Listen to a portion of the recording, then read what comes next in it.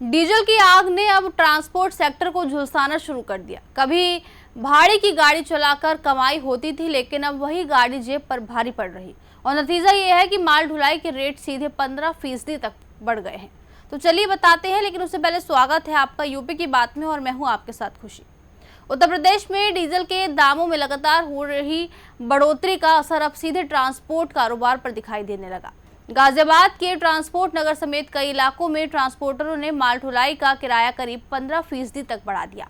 हालांकि कई जगह अभी भी कंपनियों ने नई दरें लागू नहीं की, जिससे असंतुलन की स्थिति बनी हुई है। डीजल की कीमत बढ़ने से ट्रांसपोर्टरों का कहना है कि गाड़ियों का संचालन महंगा हो गया है और लागत निकालना मुश्किल होता जा रहा है। देखिए रिपोर्ट। गाजियाबाद के ट्रांसपोर्ट नगर में ट्रांसपोर्टरों का साफ कहना है कि डीजल की कीमतों में लगातार बढ़ोतरी ने कारोबार की रफ्तार धीमी कर दी है।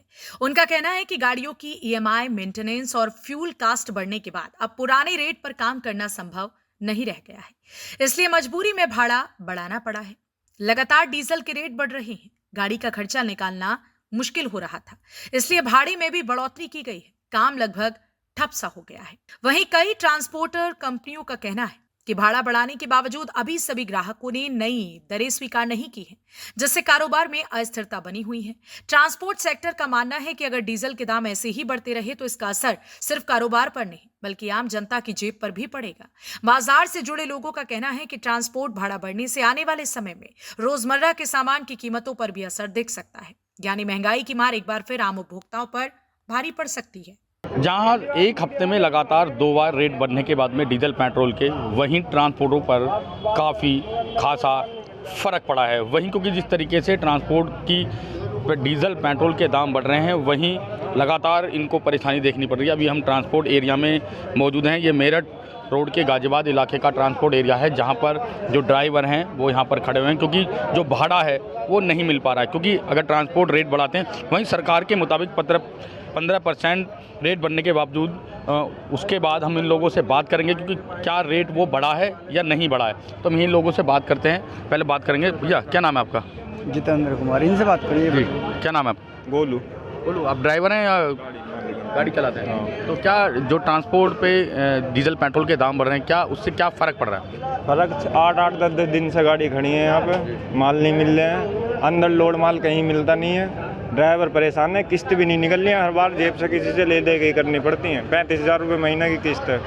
बैंक वाले नहीं मानते, उसके बाद चलो रोड पे टीआई नहीं छोड़ते, आईटीओ नहीं छोड़ते, सबसे पहले लग पकते हैं बड़ी गाड़ियों को। सरकार के मुताबिक 15% जो बढ़ा है भाड़ा, उसको लेके कुछ नहीं बढ़ा। देखिए, हर चीज़ बढ़ते जा रही है, टोल टैक्स बढ़ते जा रहे हैं, गाड़ी महंगी होती जा रही है, डीजल महंगा हो रहा है, इंश्योरेंस महंगा हो रहा है, लेकिन भाड़े आज भी जो 5 साल पहले थे आज भी वही भाड़े हैं। और बल्कि जो 10,000 पहले भाड़ा मिलता है, जबकि अब के 8,000 रुपये में गाड़ी भेज रहे हैं ट्रांसपोर्टर बड़े बड़े जो बैठे हैं। डीजल पेट्रोल का रेट फिर बढ़ा है, 1 रुपये 80 पैसे बढ़े, लेकिन भाड़े नहीं बढ़ रहे बिल्कुल भी। जो भाड़े 5 साल पहले थे वही आज हैं। हर चीज़ महंगी होती जा रही, गाड़ी महंगी हो गई, टोल महंगे हो गए, ड्राइवर महंगा हो गया, होटलों पर रोटी महंगी हो गई, लेकिन ड्राइवरों के लिए कोई सुविधा नहीं है, कोई भाड़ा नहीं बढ़ रहा है यहाँ पे। बिल्कुल, चाहे ड्राइवर हो या ट्रांसपोर्टर हो, तो प्रभाव सब पे पड़ रहा है।